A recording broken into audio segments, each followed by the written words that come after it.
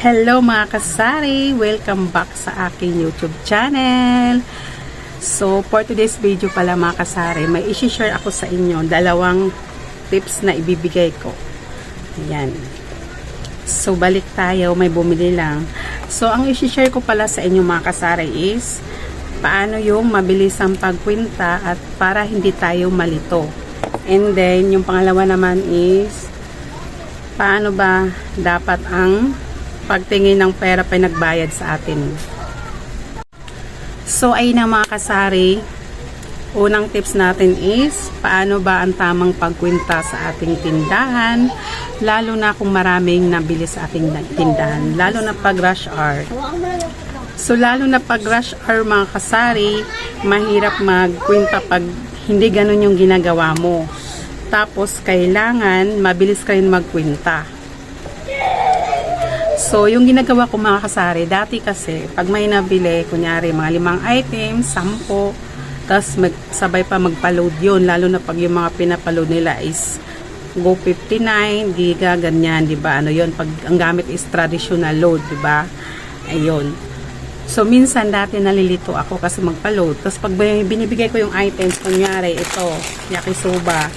Pag nilapag ko dito, ayan, pag nilapag ko dito siya, kinukuha agad nito, kunyari 5 items binili niya, isang nagaraya, tapos itong champion na yan, ginagawa niya, bawat lapag ko kinukuha din niya. Kinukuha din niya kasi dati mga kasari, ayan, dito sa gilid na to, ayan, naglalagay ako ng plastic dyan.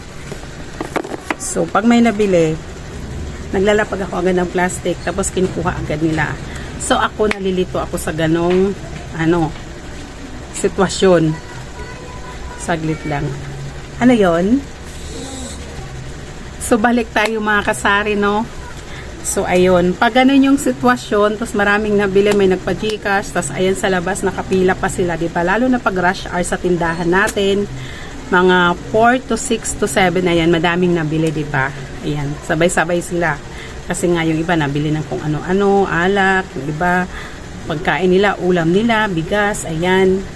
So, pag sabay-sabay, malilito ka. So, yun nga yung dating ginagawa ko. Kuha agad ni customer, ganyan. Nakalagay na sa plastic. Magpinta ka na, malilito ko na. Ay, ano yung kinuha niya? Tapos nakababa pa doon. So, ngayon, hindi ko na ganun ang ginagawa ko. Hindi na ganun yung ginagawa kong technique. Saglit. So, pag ganun kasi mga kasari, may tendency na malugi tayo, 'di ba? Kasi malay mo may isang items na hindi tayo nasama sa kwenta natin, 'di ba? Pag ganun lagi mangyayari, malulugo yung tindahan natin. So, ang ginagawa ko ng technique mga kasari, bawat bili sa akin, nilalapag ko muna siya sa harap ko, hindi ko binibigay agad kay customer. Dati kasi binibigay ko dito, tapos kinukuha niya. So, ngayon, dito ko po na nilalapag, yan, ihilera ko muna siya, sa ko kukwentahin, sa ko siya tanungin kung maingay yung mga bata, sa ko siya tanungin kung mayroon pa ba siyang bibilhin. Pag wala na, sa ko na siya ikwenta isa-isa. So, kunyari isang kape, yan, 15 plus, saka pag nakwenta mo na, lagay sa plastic, 15, tas kanton, 17, ayan. So, tapos yung paload niya. So, pag ganun yung ginagawa mo, mas mabilis, tapos hindi ka malilito. Ganun dapat. Kasi pag yung kinukuha agad ni Tumer, malilito ka. Tapos minsan may kukuha.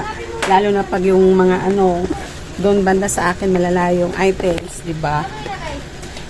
Maisahan ka pa ba? Yung ganun masalisihan. So, mas maganda, hindi mo muna ilapag dyan sa harap ng tindahan. Dito mo muna siya ilagay. So, ayun mga kasari. So, pangalawang tips naman tayo. So, about naman to sa pag may nagbabayad sa atin ng bills, ayan, katulad nito, 20, 100, kaya 50 pesos. Ayan.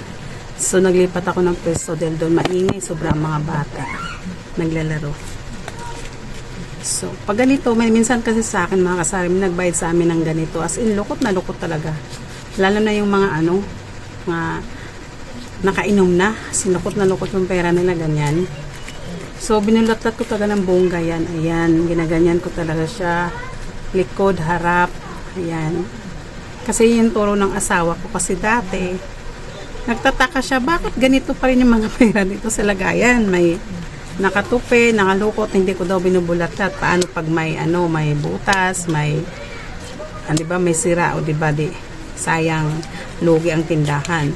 So yung iba naman is lukot na lukot yung pera, yung tika.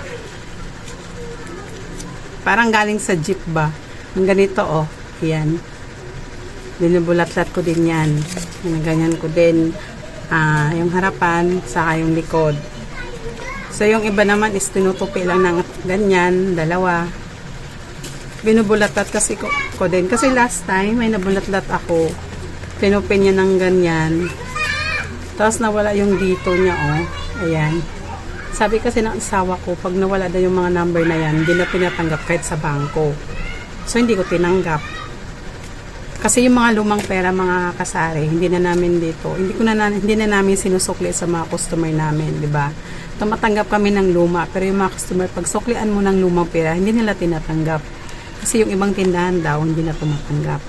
So kami, tumatanggap kami ng lumang pera, ginagawa namin. Binabayad namin sa kuryente, kasi hindi maarte yung bayad center. Kasi di ba, ibabangko din nila yun. Or kaya, dinadala namin sa bangko doon, pinapalitan. Ganon ginagawa namin. Tapos yung sa nagaya naman namin ng pera, mga kasari, ganito.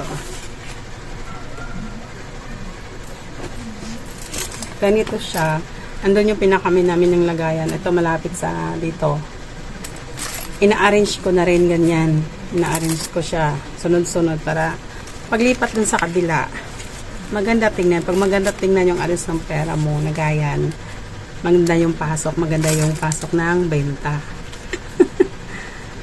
Yun na nga, pag sabay-sabay yung nabili, ganun yung technique sa pagwinta para hindi ka lugi. Tapos, kahit hindi masyadong mabilis, basta sunod-sunod yung items mo, nakahilera, hindi yung kukunin ni customer, ganun kasi yung dati yung ginagawa namin. So, ngayon, sinabi ko din sa asawa ko, ganun din yung gawin mo. Ilapag mo na dyan sa harap niya, isunod-sunod. Tapos, pag wala nang bibilin si customer, syempre, diba, tanungin mo naman kung meron ka pa pang pambilhin. So, pag wala na, saka na ikwenta, sabay-sabay, ayan. Pagkakwenta, lagay sa plastic. Ayun, kwenta uli, lagay sa plastic. Saka ibigay sa kanya pag natutal, ayan. Tapos yung sukli, dito ko rin nilalagay yung sukli nila.